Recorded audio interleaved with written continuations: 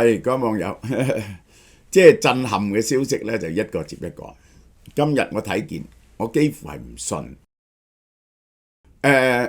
金融時報話呢個做咗幾個月嘅國防部長又貪腐落馬。咁嗱，我唔知呢個係咪事實啊？但係係唔係事實呢？我哋就咁睇嘅，睇喺中方嘅反應。中方呢 refuse to comment， 咁個機會就大咗好多咯。如果幾日仲唔出嚟澄清呢，咁就個機會就好大。呢個令人非常震撼嘅，因為連續三個國防部長下馬，中國軍隊究竟發生咩事啊？好啦，大家黑色購物節11月29到12月1號，我哋揾咗100樣嘢減價，係減到你唔信嘅3、4折嘅。我舉幾個例俾大家睇下啫，講啲價錢你已經唔信。岩手縣澳綠牛呢個舉例嘅啫，有100樣。A5 火鍋片88蚊，100蚊都唔使。BMS 7至8，呢一個9至10就99蚊，一口牛70蚊，韓牛西冷200克120蚊，呢個即食慢煮雞胸12蚊。嗱，呢個飲咗咧就飽嘅，要嚟減肥嘅，好有益。去乳糖蛋白沖劑5包60克一包90蚊，呢一個係 D24 80蚊榴蓮肉D88 小甜點80蚊，貓山王130蚊，黑刺150蚊，係咪抵到你唔信呢？係呢3日嘅咋，跟住就賣翻正價噶啦。我話俾你聽韓國保健品最平90蚊，呢兩支紅酒白酒60蚊一支 Canton 3、4折，有100樣嘢減價，喺網度門市都得。記得星期5、6日，大家快啲嚟幫襯，係黑色星期5超大型減價。呢個英國金融時報引述好多個現任及前任，係好多個。嗱，金融時報嘅招式可唔可靠呢？一般嚟講比較可靠嘅，佢有大陸線放出嚟咧，好明顯係大陸官方放出嚟嘅。多名美國現任及前任官員消息，中國國防部長董軍陷入腐敗調查，呢個係 placed under investigation for corruption， 係美國嘅官員透露出嚟嘅。金融時報先前率先報導，李尚福被調查，又係佢爆先嘅。李尚福接替魏鳳和做國防部長，結果魏鳳和亦都受到貪腐調查，3個啦。如果係咁就係串燒。美國官員表示，習近平已經下令對解放軍進行一波調查，唔知道佢面臨何種貪污嘅指控。其實美軍講出嚟，佢哋揾唔到董軍，而對方暗示俾佢聽，董軍係受咗調查。中國外交部同埋駐美大使館拒絕評論呢件事，唔評論。我哋等多幾日啦，嗱，中共辟謠嘅方式咧，好多時咧就係俾董軍露面嘅，睇下董軍可唔可以露面。呢個係董軍上任以來並冇兼任中央軍委成員，呢個係中國建國以來第一次。呢個人奇怪嘅，你知而家國防部長，我講俾你聽，由幾時開始國防部長咧就冇實權噶啦，已經係整個權力係完全收歸中央軍委會。尤其是習近平改組呢個中國軍方之後，就係國防部長係個空架子，但係一路因為佢係代表國家嘅門面咧，佢仲係中央軍委嘅成員，好少唔係中央，未試過唔係中央軍委嘅成員。呢個人已經係唔夠班，做唔到軍委嘅成員。嗱，我哋睇睇董軍， 1961年生，63歲，其實就應該退休，但係張又俠都未退休啦，70幾歲。佢係幾時升嘅呢？呢個習近平上台，由佢升少將，然後副參謀長、南部戰區副司令，3年之後，4年之後海軍副司令。哇！喺5個月之後升海軍司令，呢個係火箭速度。升海軍上將，海軍司令一定係上將。然後2年後做國防部長，好啦，佢係習近平親自提拔嘅，呢個就係即係軍隊究竟發生咩事呢？2017年1月，董軍任南部戰區副司令，係習近平親自進行嘅。嗱，2017年呢一級好犀利嘅，升做南部司令嘅副司令員，呢個係副參謀長嘅，爭好遠啊！習近平擔任軍委期間，佢自己掌握晒高級軍事任命。董軍喺2018年升為海軍中將，呢個亦都係習近平領導下2018年喺呢度升海軍中將，副司令員升中將。2022年啊，最新嘅咋，呢個就係上次做中央委員會委員，呢個係最有權力嘅200幾人啊，呢個係好啦。佢最近講嘅乜嘢嘢呢？6月，中國國防部長董軍，邊個膽敢將台灣由中國分裂出嚟，一定粉身碎骨，自取滅亡。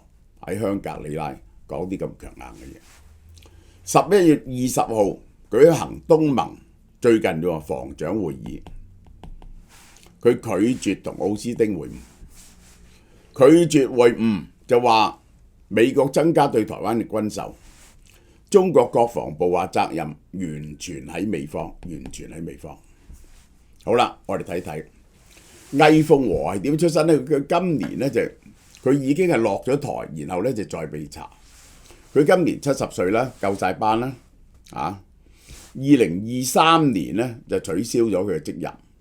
佢係國務委員嚟嘅，國務院國防部長，呢個係佢出身係火箭軍司令。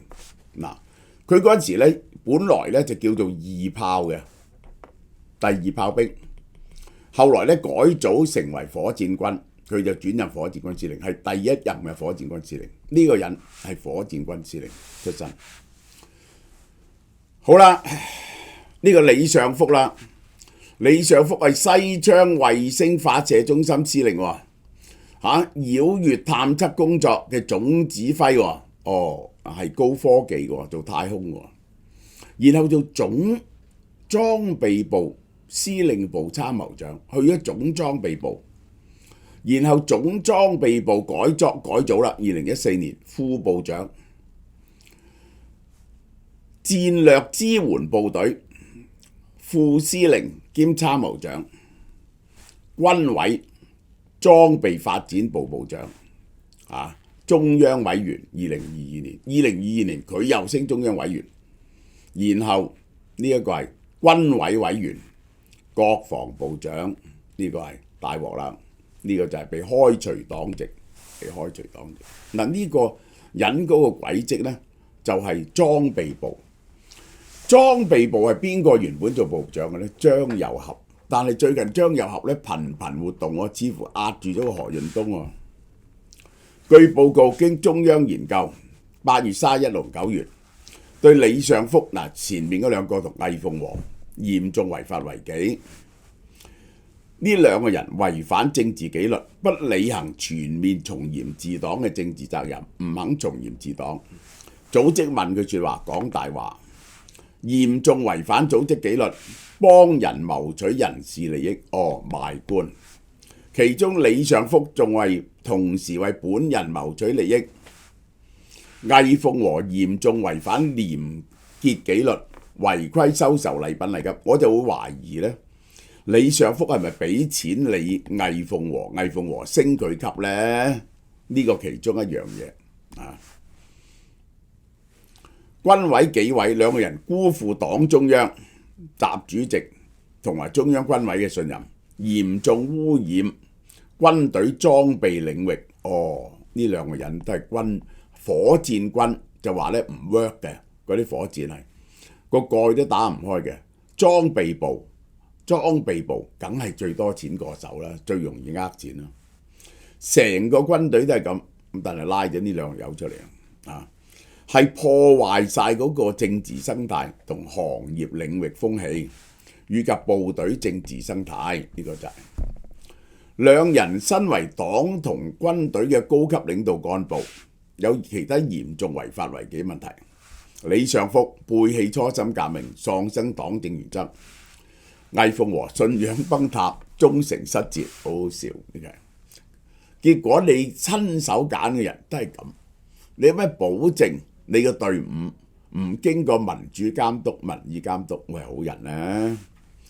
兩個人對黨嘅事業、國防、軍隊建設、高級幹部形象極大損害，極為嚴重，極為惡劣，特別巨大，開除軍籍，取消上將銜，呢個係好大鑊。嗱，我哋睇下呢10年來啊，被拉下台嘅高級將領，2014年一個啫，徐才厚。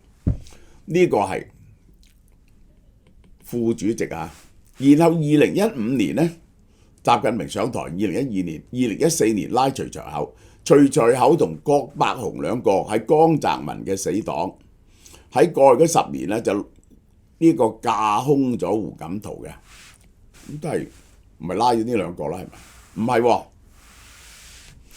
然後呢，2017年啦，2012年上嘛，第2屆啦，習近平拉咗房峰輝，房峰輝係參謀長嚟嘅，無期徒刑，呢個死咗。張陽總政治部主任，2017年呢個人係管意識形態嘅，管啲人嘅意識形態，自殺死咗。嗱，2023年就大鑊啦，我都話你估唔到咧，佢係越整越大鑊。李尚福國防部長，李玉超火箭軍原司令員，火箭軍司令公佈嘅時間，火箭軍司令員幾個火箭軍司令員，2023年12月，空軍司令員、火箭軍副司令員、火箭軍副司令員、副參謀長、中央軍委、裝備部發展部副部長、南部戰區副司令、南部戰區海軍司令員、火箭區原副司令員、火箭軍裝備部部長。嗱，裝備部一定係同火箭軍勾結。中央軍委原委員、國防部原部長、火箭軍原副司令、火箭軍原參謀長，成個火箭軍拉晒，而家又一個呢個董軍呢係海軍嚟嘅，海軍呢就一向唔係拉呢個，拉做艦廠嗰啲人啊，做船廠嗰啲人，起航空母艦嗰啲人咧拉晒，呢個係做呢個殲20嗰個都拉咗，呢個係。仲有喎，原來仲有喎，火箭軍原副司令員、火箭軍裝備部原副部長、火箭軍原副司令員拉清，呢個又係自殺，好啦，嗱，我哋睇睇歷任嘅國防部長啊，即係你習近平又拉一個國防部長，呢一個呢，國防部長已經冇咗實權。我講俾你聽幾時冇實權呢？就2017年開始咧，完全冇晒實權。以前咧，軍委咧仲有一部分權力都喺國防部長。習近平改組之後，佢係任何人都唔信，將所有權力集中喺軍委，就下邊有10幾20個部門都係 under 佢嘅。咁於是咧，佢就揾一個佢信任嘅副部長，呢個軍委副主席出嚟管啦，然後揾個秘書長咧，最緊要係佢信任嘅，處理晒日常事務啦。任何人調軍隊都要經過習近平同意，我話俾你聽。咁之前咧，2014-15之前咧，國防部長仲有啲行政上嘅權力嘅，初係好大權嘅。你睇下，第一任我哋順便溫一溫歷史，呢個彭德懷10大元帥嘅第2把交椅，做咗5年，拉咗彭德懷落嚟。1959年廬山會議，彭黃反黨集團林彪做咗12年，當然係好大權啦。林彪粉身碎骨913，林彪唔做咧，就葉劍英喎。葉劍英咧攝3年，徐向前嗱，去到呢度嚟講咧，國防部長全部都係元帥嚟嘅，彭德懷、林彪、葉劍英、徐向前做到1981年打倒華國鋒，徐向前，然後咧就緊彪啦。呢個時候咧，阿習近平跟緊彪做秘書，緊彪咧同軍隊嘅關係好強，但係佢唔係軍人，冇軍銜嘅結果咧佢俾鄧小平怒斥，因為佢話唔使派軍駐香港，呢個胡說八道。張愛萍上將，呢個係張愛萍係原本嘅中國第一次封軍階嘅上將，佢係管呢個科學嘅，呢個科學研究嘅，呢個係好啦。秦基偉上將，1988年至93年做5年，習近平時代。秦基偉係邊個呢？秦基偉救過鄧小平一命嘅，鄧小平受傷咧，秦基偉孭佢落山嘅，呢個就嗰陣時係64年事件。跟住遲浩田啦，遲浩田仲係原本嘅將領，之前係做過總參謀長，做咗10年。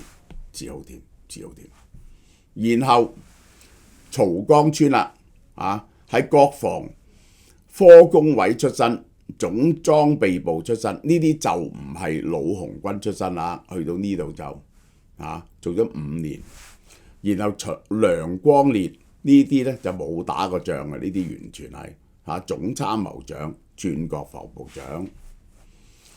常萬全呢個就係北京軍區參謀長、瀋陽軍區參謀部、總裝備部喎，呢個又係總裝備部啊。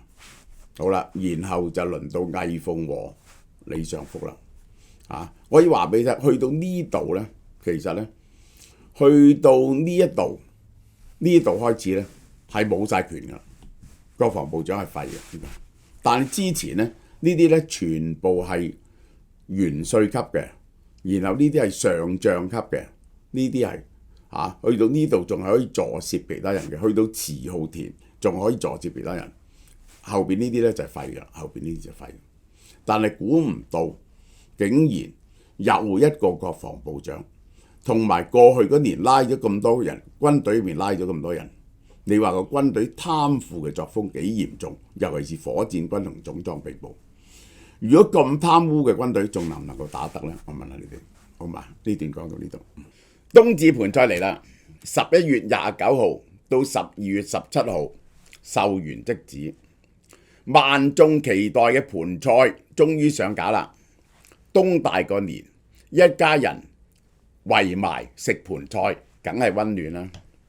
今次俏貓貓推出2款盤菜，有6個人同12個人。我哋嘅盤菜係非常出名，口碑非常好，你唔需要考慮噶啦。如果訂盤菜，真係訂我哋嘅盤菜係最抵噶啦。搜羅咗最好嘅食品。材料有原隻嘅10頭鮑魚、鮑汁燴花膠、原粒原貝、韓國大蠔豉、老鄉米鴨、家鄉手打鯪魚丸、大鵝掌、1/4隻貴妃雞，仲有秘製豬手、腩肉、豬皮、豬脷同魷魚，厚身嘅大花菇，配埋時令蓮藕、蘿蔔、芋頭同枝竹，全部足6人份量。而家12人就份量雙倍。我哋賣咗好多年，嗰啲客人十分滿意，個個都覺得我哋啲料係冇得頂嘅。6個人原價1198蚊，而家會員價998蚊；而12個人原價1688蚊，而家訂1488蚊。門市同網站都有得訂，由11月29號到12月17號，價格包埋送貨㗎啦。偏遠地區除外，村屋呢就喺村外交收，冇電梯嘅樓宇喺地面交收。送貨嘅日期呢係12月13號到24號，預約送貨5個工作日前通知。嗱，我哋送貨都出名準時同埋好嘅。由於全部新鮮喺香港製造，唔係預製嘅，每日數量有限，售完即止。咁就大家買我哋啲現金券嚟到再訂，係咪雙重優惠呢？希望大家食過呢個盤菜，身體健康，福滿團圓。